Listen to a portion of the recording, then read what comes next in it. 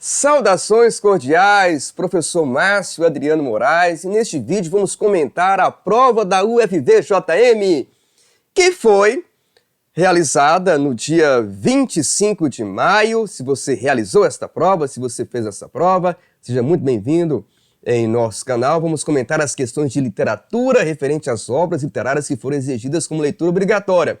Romanceiro de Confidências, de Cecília Meirelles, Tortarado, de Itamar Vieira Júnior, Olhos d'Água, de Conceição Evaristo e Casa Velha, de Machado de Assis.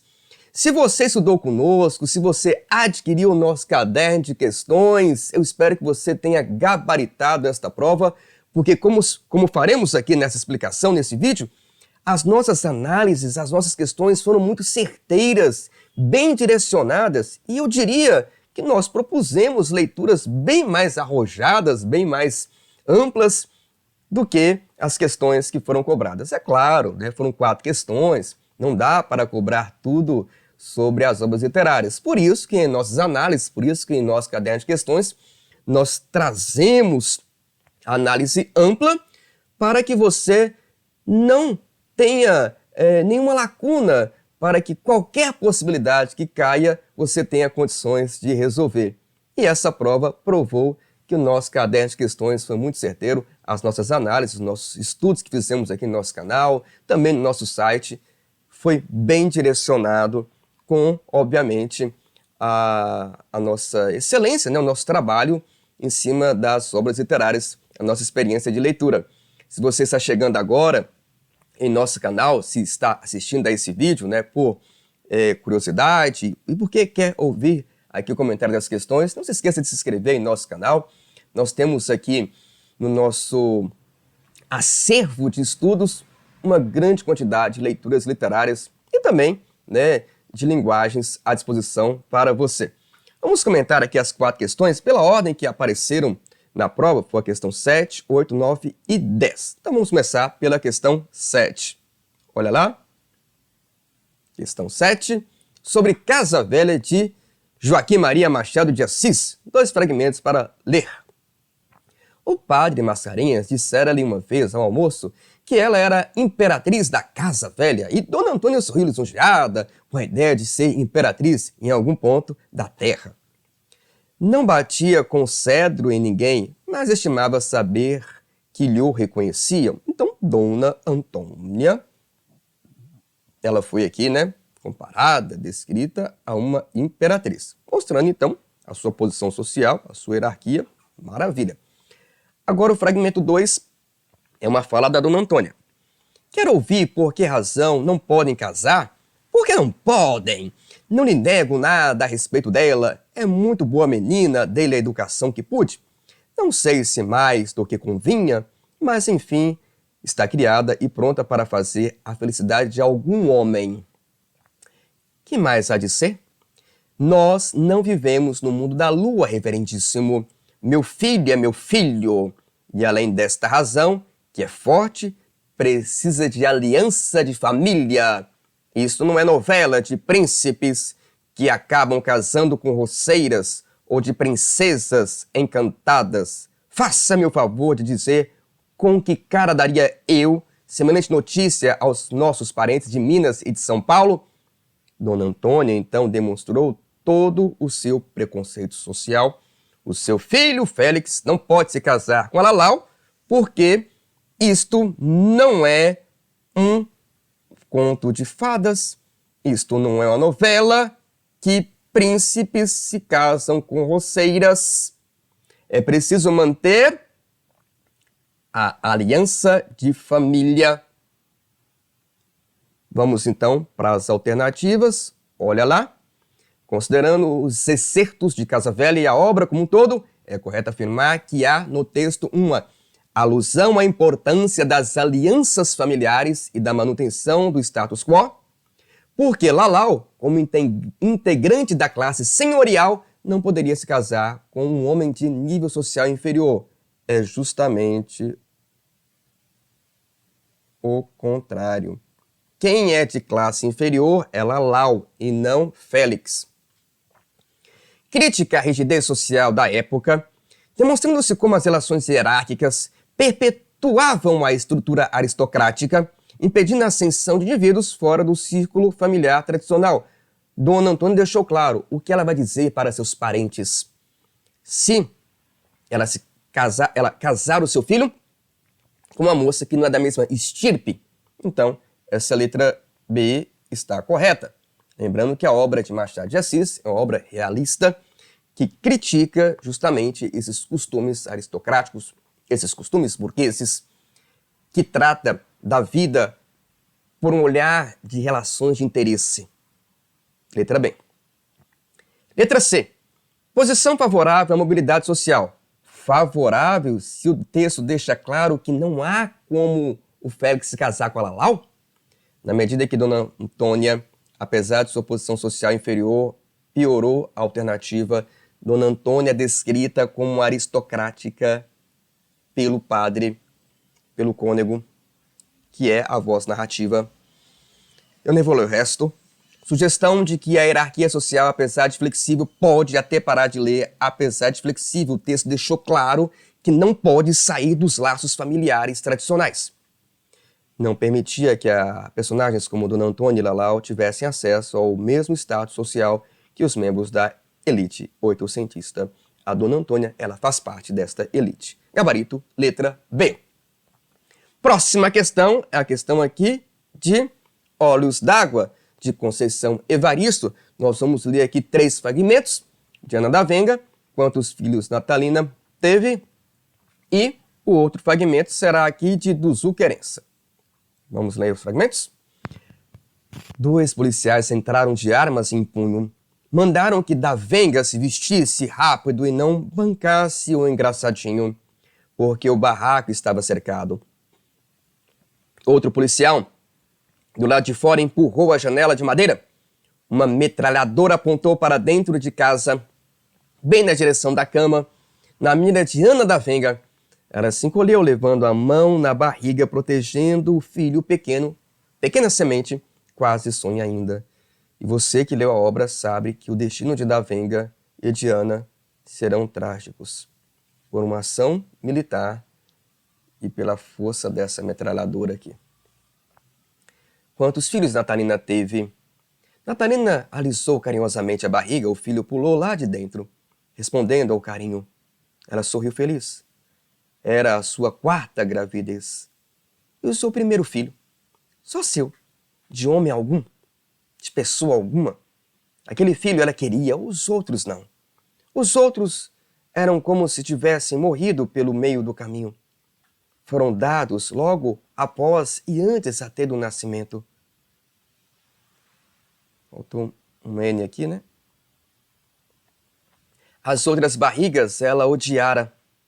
Não aguentava se ver estufando pesada, inchada, e aquele troco, aquela coisa mexendo dentro dela.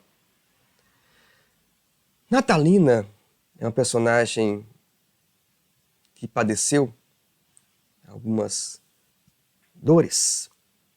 E ela teve, ao todo, 4 gravidezes. O primeiro filho ela vai entregar para uma enfermeira, ela não estava preparada para ser mãe na sua juventude.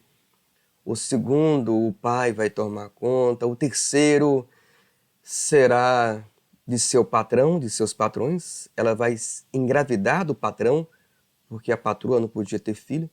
Então, antes mesmo de nascer, o filho já estava destinado a ser de outros. Agora, esse 4º filho, a Natalina, ela foi violentada. Assim, é muito triste. Ela vai ser violentada e esse filho não vai ter pai. É um filho que ela vai cuidar, vai ser só dela. É claro que tem toda uma leitura social, reflexiva em cima dessa narrativa, que não vamos aprofundar aqui, mas que fizemos isso em nossas análises. E percebe as consequências de ser mulher, as consequências de abusos e as decisões tomadas por mulheres negras como Natalina. E a próxima aqui é Duzu Querença. Estava chegando uma época em que o sofrer era proibido, mesmo com toda a dignidade ultrajada, mesmo que matassem os seus, mesmo com a fome, cantando no estômago de todos, com o frio rachando a pele de muitos, com a doença comendo o corpo, com o desespero diante daquele viver e morrer, por maior que fosse a dor, era proibido o sofrer. Duzu gostava deste tempo, alegrava-se tanto, era o carnaval. Já havia até imaginado a roupa para o desfile da escola. A história de Duzu também é marcada por muitas fragilidades, muitas desavenças, e ela tem uma sensibilidade carinhosa por Querência, sua neta, uma mulher de fibra, de luta, de dores, mas que também terá um final muito triste. Vamos então para as alternativas?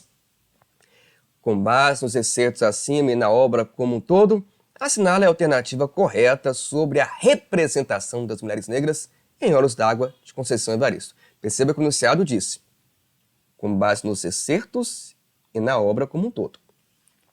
As mulheres negras ocupam posições de força e centralidade. Embora carreguem histórias de dor e violência, também trazem consigo a luta, a resistência e a preservação da memória. Letra A já é o gabarito. As protagonistas negras encontram soluções determinantes para suas dificuldades, por isso recebem recompensas da sociedade ao final de suas trajetórias de vida. Pelo contrário, a maioria recebe sofrimento, dor. A Ana vai ser fuzilada, a Maria, aquela do ônibus que foi confundida lá como uma parceira do bandido, foi lixada, foi assassinada. Não tem recompensa nenhuma.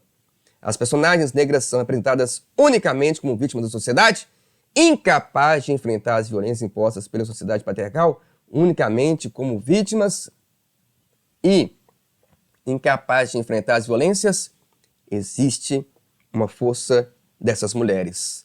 Então, apesar de todo o sofrimento, toda a dor, toda a violência, elas ainda resistem. Elas trazem consigo a luta, como afirmou a alternativa A.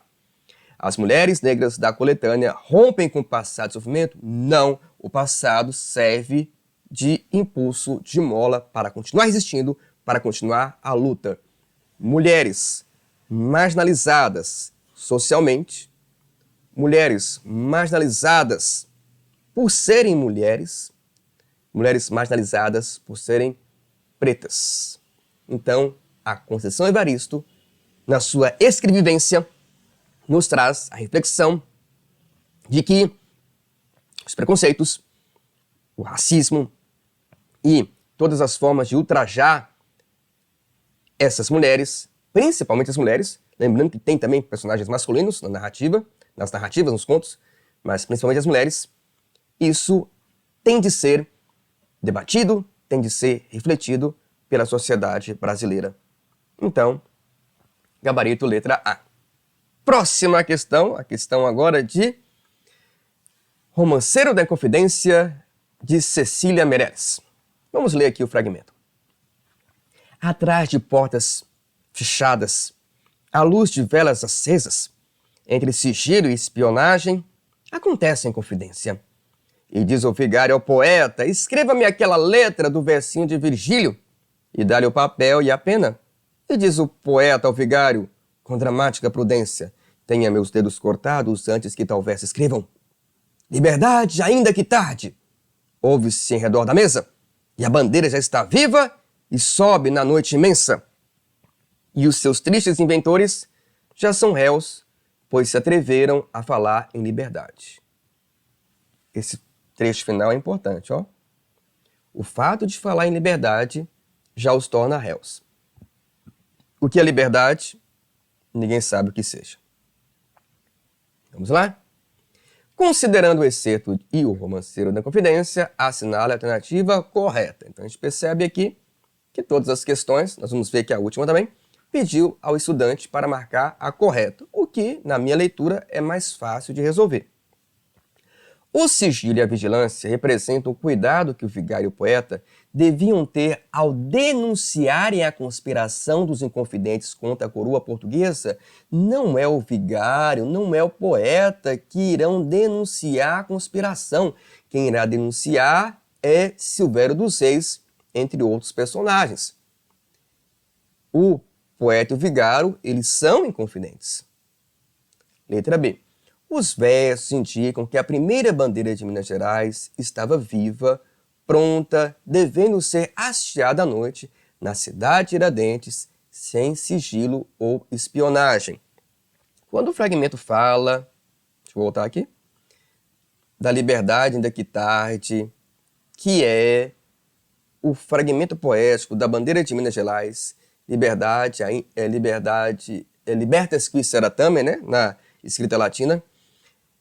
E quando fala que a bandeira está viva e sobe na noite imensa, isso não significa que é a bandeira de Minas em si, mas seria a bandeira desse movimento. A bandeira se torna de Minas por uma consequência histórica, obviamente ligada aqui à Inconfidência. E dizer que ela deveria ser hasteada sem sigilo ou espionagem não está coerente com a proposta de leitura do romanceiro da Inconfidência, certo? Então, vamos tirar aqui a letra B. Os versos minimizam e criticam a mobilidade inconfidente, referindo-se à liberdade como uma utopia longínqua, sem efeitos sobre os que lutavam contra o colonialismo. O poema deixa claro que eles se tornaram réus antes mesmo das coisas acontecerem, porque foi delatado antes, por isso é inconfidente, sem confiança. Então, tá errado. Sobrou a letra D. O ideal de liberdade se manifesta como uma ideia ameaçadora e suscetível à punição. Eles se tornaram réus, porque reflete o medo e os riscos que os inconfidentes enfrentavam ao lutar por algo tão abstrato e ameaçador. O poema diz, o que é liberdade? Ninguém sabe. É abstrato e também ameaçador. Letra D. Questão bonita, né? E para finalizar, vamos agora para o Torturado de Itamar Vieira Júnior. 2 fragmentos para lermos aqui. Foi naquele período, nas festas de Jaré, que continuavam a acontecer mais modestas, mas na esperança de se mobilizar o panteão de encantados para que trouxessem a chuva e a fertilidade à terra, que apareceu uma misteriosa encantada de quem nunca havíamos ouvido falar. Nada se sabia sobre ela entre os encantados que corriam de boca em boca, muito menos havia sido vista se manifestar nas casas de Jaré, da região. Para você que leu a obra, nós sabemos que esta aí é Santa Rita Pescadeira. Não tentei me desvencilhar, estava acostumada com a presença dos encantados nas brincadeiras de Jaré. Era a casa de meu pai, o curador Zeca Chapéu Grande, e havia crescido entre loucos e preces, entre gritos e xaropes de raiz, entre velas e tambores. A simples presença de um encantado que eu não conhecia não seria capaz de me intimidar, fosse uma real manifestação do encanto ou da loucura. Então, essa realidade de encantados é normal, faz parte da espiritualidade do Jaré, da Chapada Diamantina. Vamos ao enunciado, está aqui. No romance Torturado, de Itamar Vieira Júnior, a temática quilombola está intimamente ligada às práticas religiosas afro-brasileiras, especialmente o Jaré, um culto tradicional da Chapada Diamantina, na Bahia. Nas festas de Jaré, as divindades ou encantados se manifestavam por meio de médiuns, tomando seus corpos para se comunicar com os presentes.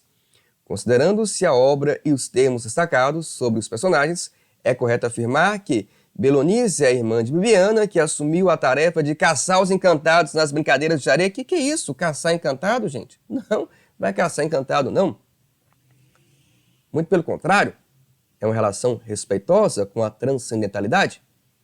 Santa Rita Pescadeira é uma divindade encantada do Jaré que dirige a vida dos personagens e uma das narradoras, correto, ela narra a terceira parte, que é o Rio de Sangue. Estão lembrados? Fio de Corte, primeira parte com Bibiana, Torturado, segunda parte com Belonísia e Rio de Sangue, terceira parte com Santa Rita Pescadeira. Ah, gente, questão muito simples, letra C. Por que não pode ser a O, letra C? Letra B. Ó, letra B. Por que não pode ser a letra C? Zeca Chapéu Grande é um curandeiro importante de sua comunidade, por isso faz parte do panteão dos encantados. Não, gente, ele é o curandeiro. Encantado é uma coisa, curandeiro é outra. Ele é um ser humano. O encantado é um ser espiritual, transcendental. Bibiana é uma entidade encantada. E pode parar de ler, gente. Bibiana é uma filha do Zeca Chapéu Grande, uma das narradoras. Nem vou ler o resto. Gabarito, letra B. Muito bem. Se você gostou da nossa explicação, se você gostou dos comentários dessas questões da UFVJM, né, deixa aquele like, se inscreve no nosso canal e principalmente se você estudou com o nosso caderno de questões, se você assistiu aos nossos vídeos, se você leu as nossas análises no nosso site, deixa aqui no comentário como que foi a experiência de estudar conosco e resolver esta prova da UFVJM. Eu espero que você tenha gabaritado esta prova. Se você teve acesso ao nosso estudo, você com certeza percebeu que a nossa análise foi bem abrangente e, obviamente, certeira nessas questões que foram propostas aqui no vestibular. O nosso estudo bem amplo levou você, com certeza, a refletir, a ler criticamente essas obras. E não só para resolver a prova do vestibular, né? É claro que você teve um fim específico, que é o seu sonho de entrar na universidade, e eu espero que você alcance. Mas, com as nossas leituras, você com certeza abriu os olhos para reflexões que de repente estavam um pouco adormecidas em você. E com essa leitura, você se tornou muito mais crítico, muito mais humano. Se inscreva em nosso canal se você ainda não é o nosso estudante. Temos análise de outras obras, de outros vestibulares. Eu estou à disposição para ajudá-lo nos seus estudos literários. Também estudos de linguagens de forma geral. É só deixar aqui no comentário para a gente dialogar e interagir. Abraços genuínos!